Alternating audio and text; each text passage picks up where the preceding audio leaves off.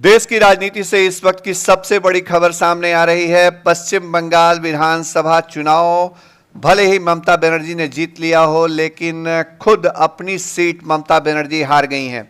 इस वक्त की जो बड़ी खबर सामने आ रही है उसके मुताबिक नंदीग्राम सीट से ममता बनर्जी जो है वो चुनाव हार गई हैं। 1957 वोटों से ममता बनर्जी शुभेंदु अधिकारी के हाथों हार का सामना उनको करना पड़ा है। ममता बनर्जी इस चुनाव में पहली बार नंदीग्राम पहुंची थी। नंदीग्राम सीट पर उनका मुकाबला उन्हीं के चेले रहे, उन्हीं के साथी रहे, शुभेंदु अधिकारी से था। शुभेंदु अधिकारी ने पाला बदल करके बीजेपी का दामन थाम लिया था और आज सुबह जब पश्चिम बंगाल चुनाव के लिए मतगणना का काम शुरू हुआ तो शुरुआती दौर से ममता बनर्जी पीछे रहीं। शुरुआत के 6-7 राउंड तक ममता बनर्जी पीछे थीं, लेकिन बाद में ममता बनर्जी ने बढ़त बनाई। तकरीबन 2703,000 वोटों की बढ़त उन्होंने अपने पास रखी।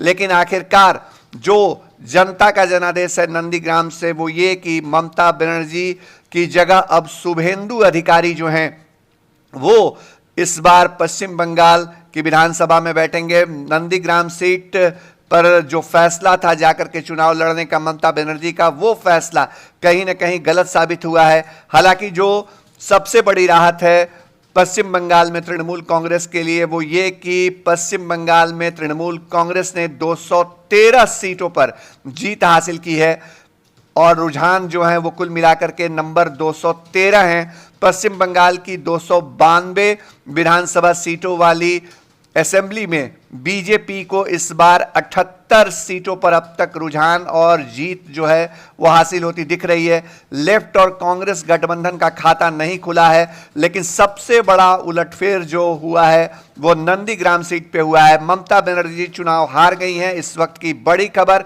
और इस हार के बावजूद ममता के लिए पूरे बंगाल में जीत है और इसी वजह से नंदीग्राम सीट हारने के बावजूद ममता बनर्जी ने कहा है कि जो भी नंदीग्राम की जनता का फैसला रहा है वह कबूल है।